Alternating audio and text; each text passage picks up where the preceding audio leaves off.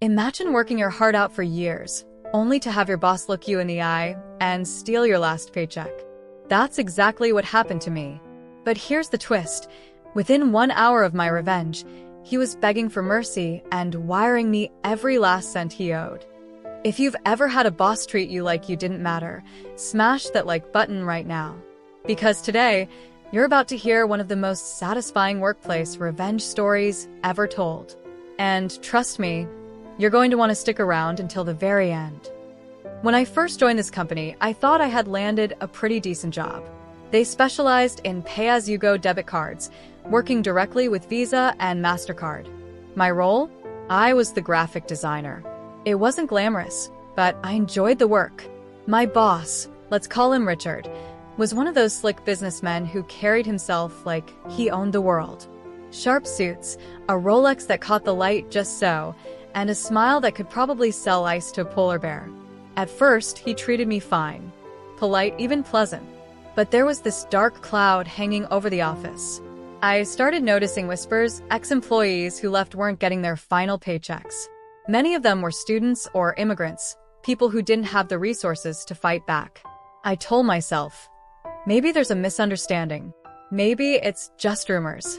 But deep down, my gut was uneasy. Work was piling up fast. One day, Richard decided to launch another company on top of the one we already had. This new venture? It was designed to sue credit card companies like Visa and Mastercard for contract breaches. He was basically biting the very hand that fed him. My workload doubled overnight. I went to him, tired and overwhelmed, and explained, "Richard, I can't keep up with this pace. I need help." To my surprise, he agreed. He hired me an assistant, someone I personally trained. Nice guy, hardworking but green. He earned half my salary, and I knew he couldn't handle the full scope of the role. But then, just 1 month later, Richard called me into his office. His tone was cold, businesslike. "We're making your position redundant," he said flatly. "You'll get 4 weeks' notice." My stomach dropped. "Redundant?" I asked. "I trained the new guy. You think he can replace me?" Richard's smirk told me everything. He wasn't interested in fairness. He was interested in saving money. I worked my notice period with my head held high. I wasn't going to give him the satisfaction of seeing me break. When my last day came, I walked out of that building proud of the work I'd done. But then payday came, and nothing hit my account. I waited a few days. Then I emailed Richard. His response was curt. "It's processing." Another week. Still nothing. Another email. Another excuse. By the 1-month mark, I knew exactly what was happening. Richard thought he could play the same cruel game with me that he had with all the others.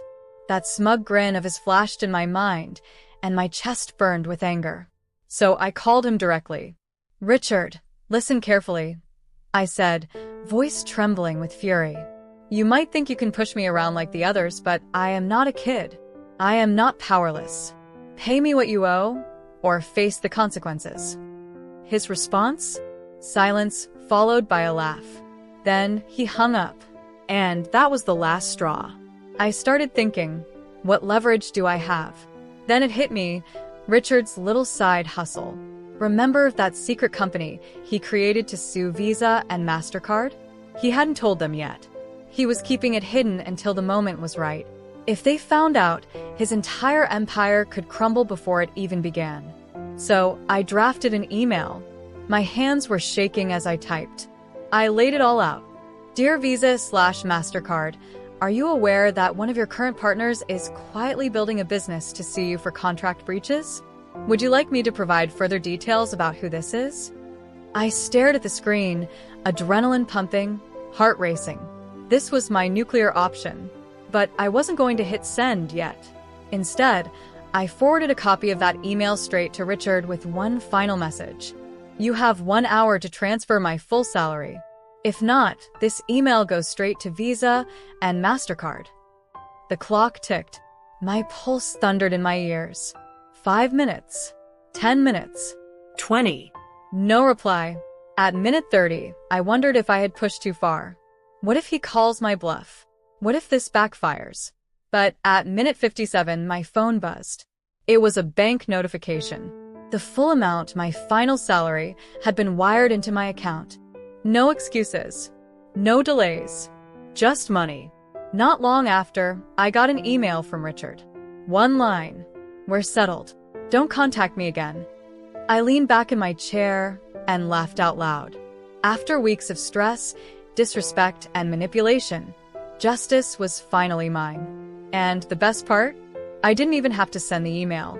Sometimes, revenge doesn't need fire and fury. Sometimes it just takes knowing exactly where someone's weak spot is and pressing on it until they break. Richard thought he could bully people without consequences. But the truth? Eventually, you mess with the wrong person. If this story gave you chills, hit that like button and drop a comment.